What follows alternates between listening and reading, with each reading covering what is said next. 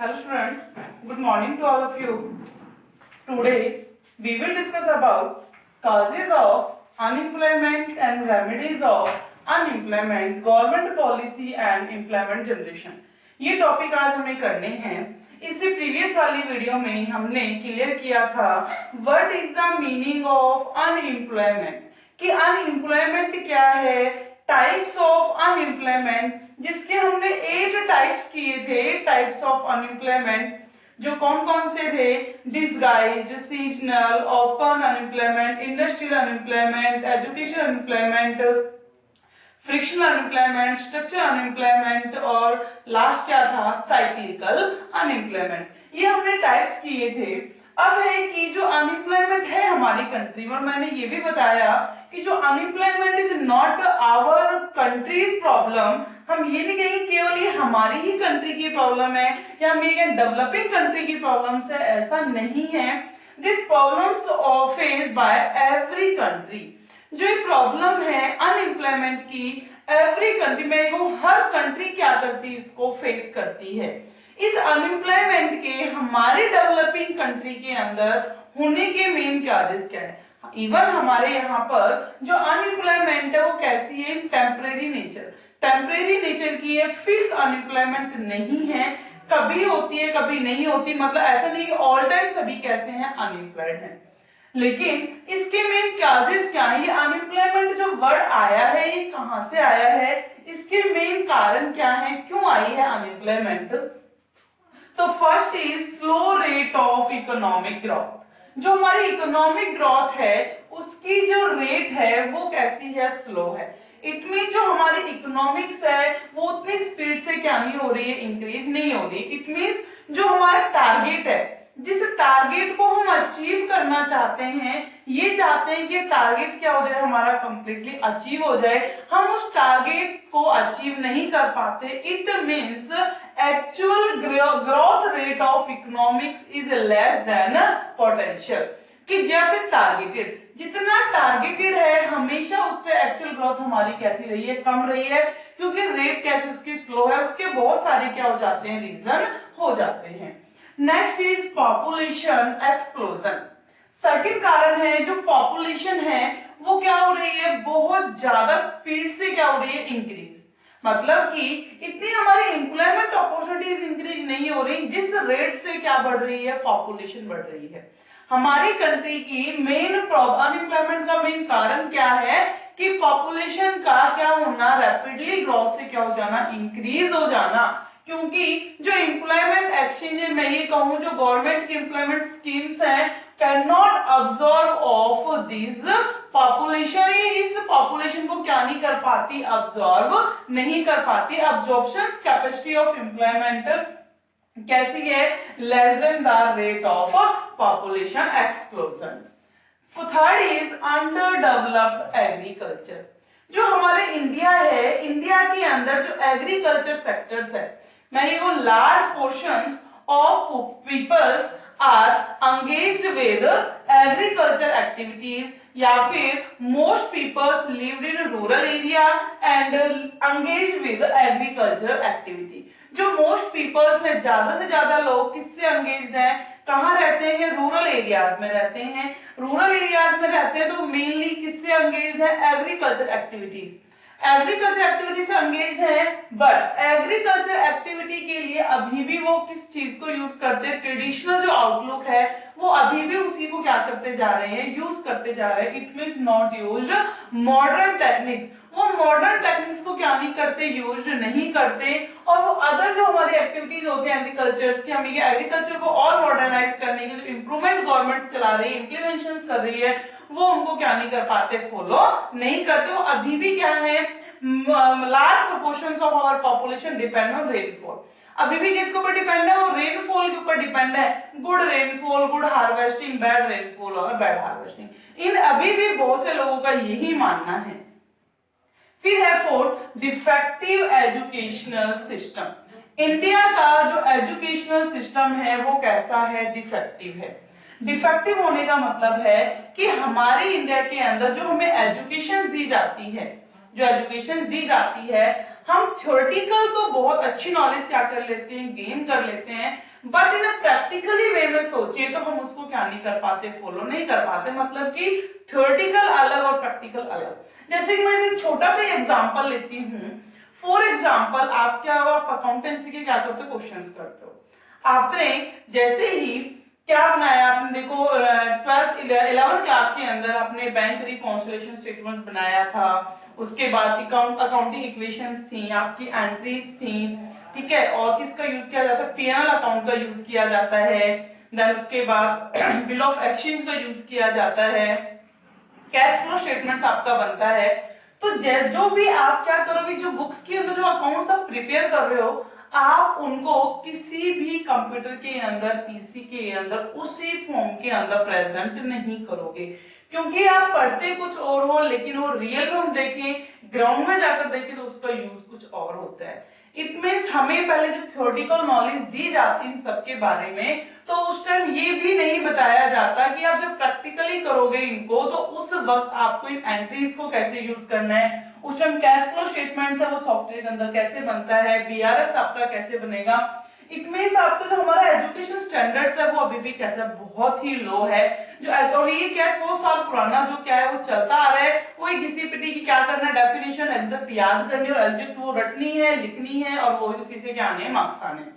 लेकिन वही हम बात करें डेवलप्ड कंट्री की, तो डेवलप्ड कंट्री के अंदर केवल वो सिखाया जाता है जो हमारे फ्यूचर में क्या हो, यूज हो। हमें क्या सिखाया जाता है, हमें केवल थ्योरेटिकल नॉलेज दी जाती है, हमसे बोला जाता है कि केवल आपको क्या करना है, मार्क्स लेने हैं। हम मार्क्स लेने के लिए पढ़ते हैं, अपने आप को डेवलप करने के लिए नहीं पढ़ते। तो ये हमारे इंडियन एजुकेशन का सिस्टम है। दूसरा जो हमारा एजुकेशन सिस्टम है वो कैसा है, ओनली डिग्री ओरिएंटेड है। कैसा है, degree oriented, not a job oriented. हमें डिग्री तो दी जाती है एजुकेशन के बदले, बट कोई जॉब की सिक्योरिटी नहीं दी जाती कि आपको ये जॉब मिल जाएगी। दूसरा क्या है, स्लो ग्रोथ ऑफ इंडस्ट्री। जो हमारी इंडस्ट्री है, इंडस्ट्री की जो ग्रोथ है वो भी कैसी है, स्लो हो रही है। स्लो ग्रोथ क्यों हो रही है, because peoples shifting agriculture sectors to tertiary sectors. People से वो कहां शिफ्ट हो रहे हैं, एग्रीकल्चर से डायरेक्टली टर्सरी सेक्टर्स के ऊपर। मैंने इससे पहले जब तुम्हें एम्प्लॉयमेंट के अंदर पढ़ाया था कि जो हमारा distribution of employment in different sectors, क्या देखा कि tertiary sectors more persons are engaged comparison to secondary sectors।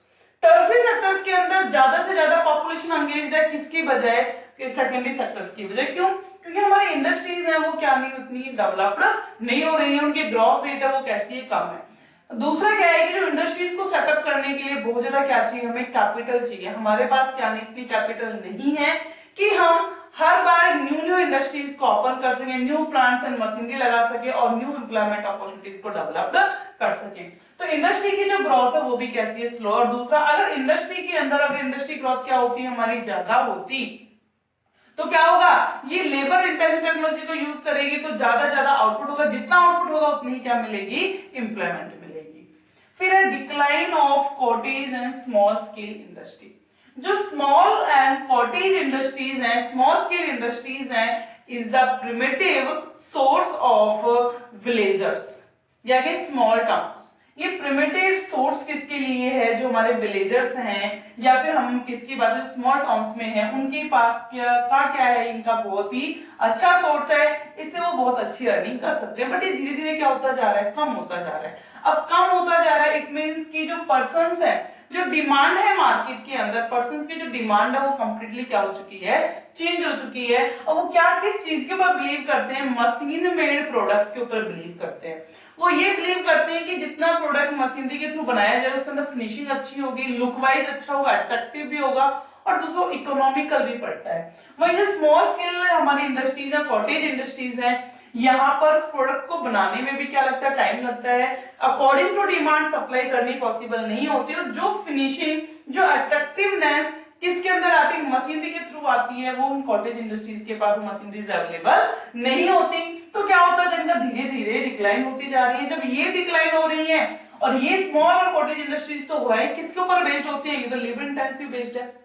कैसी है, लेबर इंटेंसिव बेस्ड है, तो लेबर की धीरे धीरे क्या आती जा रही है, लेबर को डिक्लाइन करते जा रहे हैं, तो क्या क्रिएट हो रही है, अनएम्प्लॉयमेंट क्रिएट हो रही है। अगर स्मॉल स्केल इंडस्ट्रीज को बढ़ाया जाए तो क्या हो जाएगा, ज्यादा से ज्यादा एम्प्लॉयमेंट अपॉर्चुनिटीज होंगी, लोगों को क्या मिलेगा, रोजगार मिलेगा।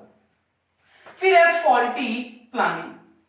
फॉल्टी प्लानिंग, जो भी प्लानिंग की जाती है, जो 5 ईयर प्लान्स बनाए जाते हैं, जो गवर्नमेंट प्लान बनाती है, उसमें क्या है, कुछ ना कुछ फॉल्ट्स है, मिस्टेक्स करती है गवर्नमेंट। गवर्नमेंट सब ज्यादा से ज्यादा ध्यान एम्प्लॉयमेंट अपॉर्चुनिटी स्कीम्स के ऊपर नहीं देती, वो एम्प्लॉयमेंट जनरेशन स्कीम्स को अवॉइड करती है, या हम ये कहें कि केवल कुछ ही परसेंट अमाउंट है गवर्नमेंट क्या करती है, खर्च करती है, कंप्लीट अमाउंट वो भी खर्च नहीं करती। तो एम्प्लॉयमेंट जनरेशन प्रोग्राम्स ही जब गवर्नमेंट क्या नहीं करेगी, प्रोवाइड नहीं करेगी, तो लोगों को क्या नहीं मिलने वाली, एम्प्लॉयमेंट नहीं मिलने वाली। फिर इनएडिक्वेट एम्प्लॉयमेंट प्लानिंग, और गवर्नमेंट की जो एम्प्लॉयमेंट प्लानिंग है उनके अंदर भी क्या है, कमी है, वो इनएडिक्वेट है। मतलब कि जितनी पॉपुलेशन है, जितने हर साल डिग्री होल्डर निकलते हैं, उसके अकॉर्डिंग गवर्नमेंट की जो एम्प्लॉयमेंट प्लानिंग है वो कैसे, इनएडिक्वेट है, बहुत ही कम है। कैसी है, बहुत कम है। फिर है लो कैपिटल फॉर्मेशन, और दूसरा हमारे इंडिया का पिछड़ने का कारण, या हम क्या डेवलपिंग होने का ही कारण, अभी डबना और डेवलप्ड ना होने का कारण ही क्या है कि लो कैपिटल फॉर्मेशन। हमारे पास किस चीज की कमी है, कैपिटल की कमी है, हमारे पास सफिशिएंट कैपिटल नहीं है जिससे हम क्या कर सके, न्यू न्यू टेक्निक्स को या मॉडर्न टेक्निक्स को अडॉप्ट कर सके, एम्प्लॉयमेंट अपॉर्चुनिटीज लोगों को डेवलप करवा सके, जिससे लोगों को क्या मिल सके, रोजगार मिल सके। तो ये हमारे 9 क्या है, अनएम्प्लॉयमेंट के मेन रीजन है, जिससे अनएम्प्लॉयमेंट क्या होती जा रही है, हमारी क्रिएट हो रही है। फिर है रेमेडियस मेजर्स ऑफ अनएम्प्लॉयमेंट, तो इस अनएम्प्लॉयमेंट को हटाने के भी कुछ क्या होंगे, उपचार। रेमेडियल मतलब कुछ उपचार हैं, मेजर्स हैं, मतलब कि जिससे इसको, इस प्रॉब्लम्स को शॉर्ट आउट किया जा सके।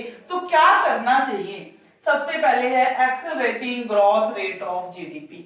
सबसे पहले किसको बढ़ाना है, जीडीपी की रेट को बढ़ाना है। जीडीपी की रेट की बढ़ने का कारण है कि increase the flow of goods and services. Goods and services के फ्लो को क्या करो, आप बढ़ाओ। जितना ज्यादा गुड्स एंड सर्विसेज इंक्रीज होंगी, इट मींस मोर एम्प्लॉयमेंट, और more employment, more income, more demand, again क्या होगा, again growth rate of GDP, या increase in growth rate of GDP. तो इनके बीच में क्या है, डायरेक्टली रिलेशन है कि जितनी ज्यादा जीडीपी बढ़ेगी उतनी ही ज्यादा क्या बढ़ेगी, एम्प्लॉयमेंट, और रिड्यूस क्या हो जाएगी, अनएम्प्लॉयमेंट। अनएम्प्लॉयमेंट का कारण ही क्या है कि हमारी जो डिमांड है, मार्केट में डिमांड नहीं है, डिमांड नहीं है तो क्या करना है, लोगों की डिमांड बढ़ानी है। डिमांड बढ़ाने के लिए क्या करना होगा कि ज्यादा गुड सर्विस का प्रोडक्शन करना होगा, लोगों को रोजगार देना होगा, जिससे उन्हें इनकम मिले। इनकम मिलेगी, वो ही क्या करेंगे फिर, गुड्स एंड सर्विसेज की डिमांड मतलब मोर इंड्यूस्ड इन्वेस्टमेंट। फिर है कंट्रोल ऑफ पॉपुलेशन ग्रोथ। जो हमारी पॉपुलेशन है, जो कॉन्टिन्यूअस क्या होती जा रही है, इंक्रीज होती जा रही है, इसको क्या करना है, कंट्रोल करना है। क्या करना है, इसको कंट्रोल करना है कि पॉपुलेशन ग्रोथ है वो क्या हो सके, हमारी कंट्रोल हो सके। फिर है डेवलपमेंट ऑफ एग्रीकल्चर सेक्टर। जो हमारा एग्रीकल्चर सेक्टर्स है उसके अंदर क्या करनी है, हमें डेवलपमेंट करनी है। अब इसके अंदर डेवलपमेंट कैसे होगी कि जो भी पर्संस किसके ऊपर डिपेंड ऑन रेनफॉल, उनके लिए प्रॉपर इरिगेशन फैसिलिटीज प्रोवाइड करवाइए। दूसरा, जो भी हमारे ग्रीन रिवॉल्यूशन जो 1965 में आया था, ग्रीन रिवॉल्यूशन के अंदर जो भी टेक्निक्स हैं उनको क्या, उनके बारे में फार्मर्स को क्या किया जाए, अवेयर कराया जाए, फार्मर्स को टाइम पर क्रेडिट प्रोवाइड करवाया जाए, जिससे एग्रीकल्चर सेक्टर्स क्या हो सके, हमारा डेवलप्ड हो सके। फिर है encouragement of small scale enterprises. जो हमारे स्मॉल स्केल एंटरप्राइजेस हैं उनको क्या करना है, इंकरेज करना है, उनको बढ़ावा देना है कि ज्यादा से ज्यादा क्या हो, स्मॉल स्केल इंडस्ट्रीज हो। बिकॉज स्मॉल स्केल एंटरप्राइजेस या small scale industry is labour intensive technology. किसके ऊपर बेस्ड होते हैं, लेबर इंटेंसिव टेक्नोलॉजी, क्योंकि मोर यूज ऑफ लेबर। जितनी ज्यादा स्मॉल स्केल इंडस्ट्री होंगी उतनी ही ज्यादा क्या यूज होगी, लेबर यूज होगी। जितनी ज्यादा लेबर यूज होगी इट मींस उतनी हमारी क्या हो जाएगी, अनएम्प्लॉयमेंट रिड्यूस हो जाएगी। फिर कह रहा है इम्प्रूवमेंट इन इंफ्रास्ट्रक्चर्स, हमारे पिछड़ने का सबसे मेन कारण है कि हमारे यहाँ पर क्या नहीं है, प्रॉपर इंफ्रास्ट्रक्चर फैसिलिटीज नहीं है। इस इंफ्रास्ट्रक्चर्स को क्या करना है, इंप्रूव करना है। इंफ्रास्ट्रक्चर्स का मतलब है सोशली इंफ्रास्ट्रक्चर्स और इकोनॉमिकल इंफ्रास्ट्रक्चर्स, दोनों को क्या करना, डेवलप करना। सोशल में एजुकेशन, हेल्थ, दोनों में क्या होनी चाहिए, डेवलपमेंट होनी चाहिए, दोनों ही डेवलप्ड होनी चाहिए। एंड इकोनॉमिकल के अंदर है ट्रांसपोर्टेशन है, फ्यूल्स है, पावर्स है, ये इरिगेशंस है, ठीक है, ये किसके अंदर आती है, इकोनॉमिकल इंफ्रास्ट्रक्चर्स। तो बोथ इंफ्रास्ट्रक्चर्स आल्सो डेवलप्ड, दोनों ही क्या होने चाहिए, इंक्रीज, इंप्रूव होने चाहिए। जितना बेटर इंफ्रास्ट्रक्चर्स मिलेगा उतने, देखो एफडीआई, हमारी कंट्री में एफडीआई जो फॉरेन डायरेक्ट इन्वेस्टमेंट है वो इंक्रीज कब होगा, जब हमारी कंट्री का क्या होगा, जो हमारा इंफ्रास्ट्रक्चर है वो बेटर होगा। तो क्या जरूरी है, गवर्नमेंट क्या करे, इस इंफ्रास्ट्रक्चर्स को क्या करे, इंप्रूव करे। फिर है स्पेशल एम्प्लॉयमेंट प्रोग्राम्स, लोगों के लिए एम्प्लॉयमेंट प्रोग्राम्स बनाए, एम्प्लॉयमेंट स्कीम्स बनाए, जिसके अंदर लोगों को क्या मिल सके, एम्प्लॉयमेंट मिल सके और लोग क्या कर सके, वर्क कर सके, अनएम्प्लॉयमेंट क्या हो सके, रिमूव हो सके।